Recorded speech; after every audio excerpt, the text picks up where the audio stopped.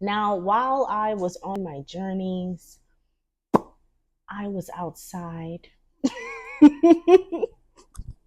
And you should be too.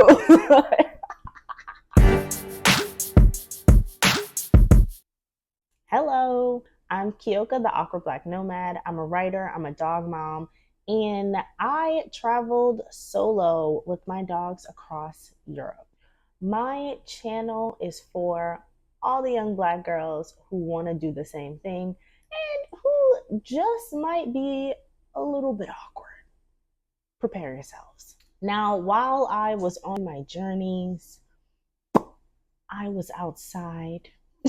And you should be too.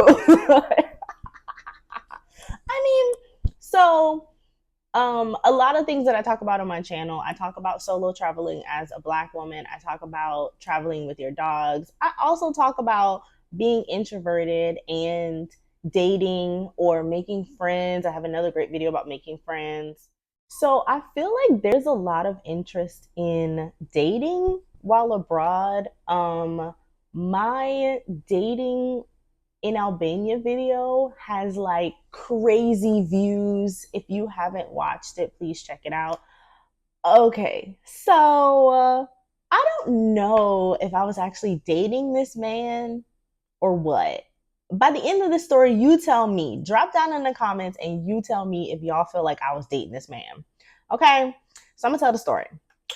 So I arrived in Albania last summer. It was my first time there. I booked an Airbnb. It was a little overpriced, but it had an elevator, right? Which is like prime real estate in Albania to have an elevator. And also, it was like newly renovated and like a renovated building, which is a big deal because often a lot of the Airbnbs in Albania will have renovated apartments, but then they're in old buildings, right? So you could be lugging your you could be lugging your luggage up like 5, 6, 7, 8 flights of stairs, and they're like these stone stairwells that are hot in the summer and very cold in the winter. Okay, so I was very happy with the accommodations. Initially, when I got there, my host, we'll call him Mr. A. Okay, I hope he doesn't see this video. Oh, I hope my dog doesn't disturb me while I'm recording and act like he got some sense, like he comes from a respectable black family. So initially, when we arrived, Mr. A wanted to welcome us in person. I don't know if he was just like to be a good host. Well, I guess I should say this first. So it wasn't one of those accommodations where you actually live with someone. He lived somewhere separately and he was just the owner and manager of a few different properties, right? Yeah, he wanted to come and greet me and welcome me and all this other stuff. But I'm an introvert. So you don't need to welcome me. How do I get in the building? I see that you have provided me with a guide for getting in the building. Thank you. You've included pictures. There's no need for us to communicate. So for a long time, I would say my first month there, he would like text me. We exchanged WhatsApp numbers, and he would text me just to be like, "How are things going? Are you finding things nice? Should grab coffee?" Right? Just I think he was just being friendly, initially, and well, the whole time he was being friendly. I don't want to put that out there. So I didn't really meet him until I had already been staying there for like a month and a half, um, and it was fine. The only reason I met him is because I was looking for a different place to stay. I needed to stay outside of the Schengen for 3 months, and I'll do a video on the Schengen zone. I don't know if everybody knows what that is. Um, I needed to stay outside of the Schengen zone for 3 months, and so I wasn't sure if I was going to stay in Albania or if I was going to hop to another one of the countries in the Balkans. As I've mentioned previously, I slow travel. So for me, I don't really like to country hop if I don't have to. And I don't think it's really good for my dogs. I like to stay in places between 1 and 3 months when I'm traveling. So yeah, and I was enjoying my time in Albania. I was relaxing a lot.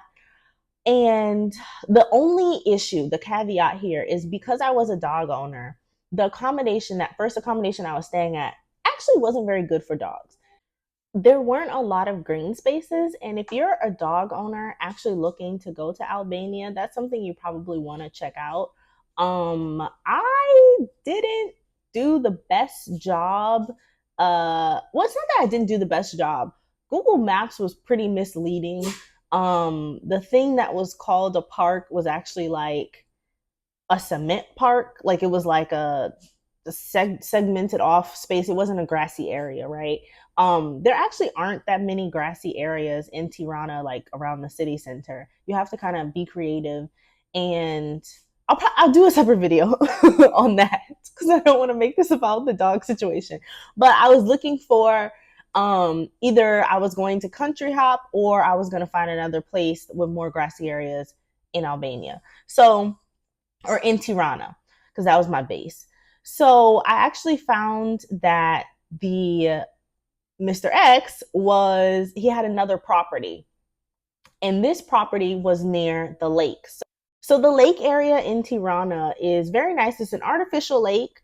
There's a track, there's cafes, there's the open air theater that's out. It's like an outdoor theater. And I actually found out that there's quite a few expats that live in that area. A few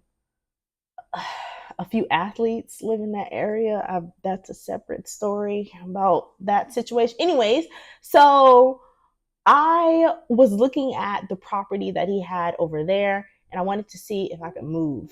So I hit him up, and he actually offered to bring me to the lake property. It wasn't that far, but it was kind of tricky to get there by foot, so I would have to take a bus. I don't like taking the bus when I'm in Tirana. No shade. It's just not comfortable, and it was summer. So yes, I was like, okay, fine. While he was showing me the property, we went and had coffee in the park. It was very nice. We had a great conversation. Cool. When he was dropping me off back at the first Airbnb, he invited me to dinner later on in the week. I said, why not? We had a nice time. He was basically talking about how, as a local, he could show me some real cool spots to go to in Tirana. I was like, whatever. So we had dinner at this like very popular place called Oda. Now, there are two Odas, and I learned about the warring Odas while I was in Tirana. But I'll post a picture of the original one, and I think you should go to the original one, not the more popular one. Just saying. So packed. Seldom are things packed in Tirana just because like population density. So it's like you can always go somewhere else to eat, if that makes sense. Like, there's one place that everybody's going to. Just go walk a little bit and go to another place. That's what we did. We ended up going to a wine bar, but I'm not sure what that was called. The food was pretty good. I have pictures of the food. That I'll post up there. And the thing is we had a really nice time, and he bought me a bottle of wine, which I thought was really nice. I keep using nice. I don't know how to describe the situation. He's very charming. Albanian men have this sort of laid back way of talking. They can be really sarcastic. They have a dry sense of humor, but they have a very calm demeanor, and they'll say things that I don't know if they're aware sound funny, but it's just nice. It's just nice to be in their presence sometimes, depending, right? Depending. Everybody has different experiences. Yeah, he bought me a bottle of wine, and I was like, oh, this is nice. And he was like, anytime you want to grab a meal, you can hit me up. You're bored, you want to eat. We took a walk, and he was like, there's my office. And if you're ever in this area and you want to grab lunch or something, you just text me and I'll come down and we'll grab lunch. And so I'm thinking, cool, he the homie. I done found me a little homie. He to connect, right? Cool. My social engagement for the month is done. So probably a week passed, and we're at this point, we've been texting the whole time, just talking about just regular things, nothing crazy, just a normal conversation. And we'd sending each other pictures. I think he drove to Vlorë. He was sending me pictures of Vlorë, and he's like, you have to come. While you're in Albania, you need to check out the southern cities. Because at that point, I hadn't got down there. So he was like, yeah, you're going to travel. I know a guy who you can rent a car from. And at this point, he's just like a resource. He's a really friendly resource. And he invited me to this meetup. Now, I don't really like meetups. I don't know how to mingle. I don't mingle very well. It was kind of, I would say the equivalent of like kickback, but it was on mountainside. You bring your own food and you bring your own. And he was like, I have dinner for us. I think he bought sandwiches or something. And he bought, because we had went out, he found the same wine and like, it sounds like, but I'm not sure. We got the wine that he noticed that I liked.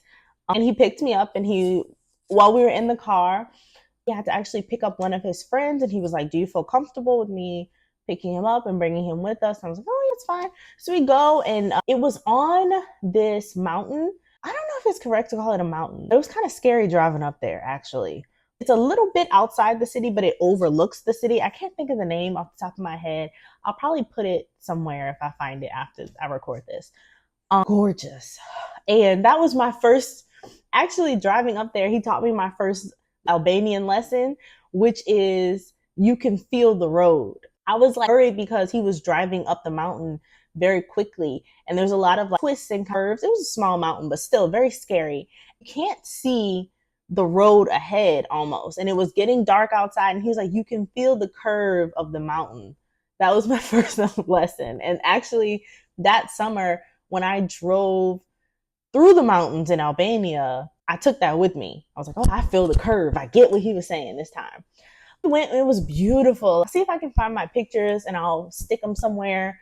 But I'm not good at social engagement. There weren't a lot of people speaking English there. I met these two girls.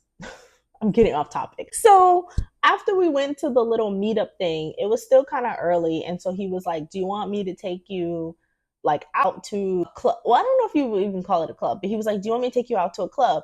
So like for me, I don't really be outside like that. I don't really club like that. So I was like, you know what? I'm with an Albanian. He might know something. Let's go see what he hangs out, right? And he took me to this rooftop bar that now I've been, and this is so bad. I've been 3 times at least, but I don't remember the name of it. It's somewhere near the city center. It's a rooftop bar. It's a very chill vibe. I actually met 2 Albanian celebrities one night when I was there. But Albanians don't really club. Americans think of clubbing. They just kind of like stand around and listen to music loudly, which is fine. I'm okay with that. That was my vibe. We had drinks and he took me home and it was fine. Next time, he worked out some kind of deal with a cleaning lady. And so I only had to pay something like it was like 1,000 lek, which is the equivalent of $10 at the time it was, for somebody to come and clean my apartment. And there was one day he was having someone come over and to clean, and he was like, I'll take you and the dogs and we'll just hang out in the square while she's cleaning. And I'm like, oh, mind you, this man drives a BMW. So by the way, Albanians love a BMW. Okay? They just do. And an Audi. They love an Audi.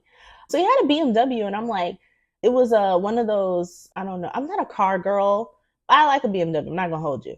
I'm not a car girl though. But it was surprising to me because summer, and anybody who has dogs, they know dogs shed more in the summer, right? And my dogs, they got hair all over this man's car. Like all over this man's car. I felt so bad about it. But yeah, so he took me to the name is escaping me right now, but like when you go to Tirana in the square, there's a bookstore and it's connected to a cafe. I'll find the name of it. It's like very common. It's very popular. It's the thing that people go and take pictures of. So I probably have a picture of it somewhere. But we sat there and we had some drinks. Like he had a smoothie. I had some water. I got the dogs water. We just kind of chilled on the patio for a little bit while the cleaning lady did her thing. So you be the verdict, girl. Was I dating this man and I didn't know? Is that what happened? Did I miss an opportunity? Could I be married right now and I didn't know? The reason why I'm confused about it is because he never made a move on me. Like he never held my hand. We've hugged each other But he never held my hand. He never tried to kiss me. He never like said like, "Oh, I like you. I'm interested in you." Even our conversations, he wasn't very flirty with me. It was just very difficult to tell. And um, I don't know. Like in hindsight, I thought about it and I was like, "Oh, was he interested in me?" Like this happened months later. I was like, why is he so nice? And was he just trying to like make a connection? Like was he I don't know. I don't know what it is. So sorry to that man. Let me know if you want any more dating stories. I like to talk about stuff like this because I think in the US, the dating climate is so just frigid. And I need the girls to know that, like, if you pack your bags and want to travel, the men's like us out there. The men's, they like us out there. And I don't know. I've had some amazing dates. So let me know if there's a country you're interested in knowing, like, well, what's the dating scene like? I've been to 10 or 12 countries at this point and I've dated in most of them. I'm actually going to have some friends and come over on the channel, child, not in real life, and chat about their dating experiences abroad. So stay tuned. This is the Awkward Black Nomad. Yeah, peace out.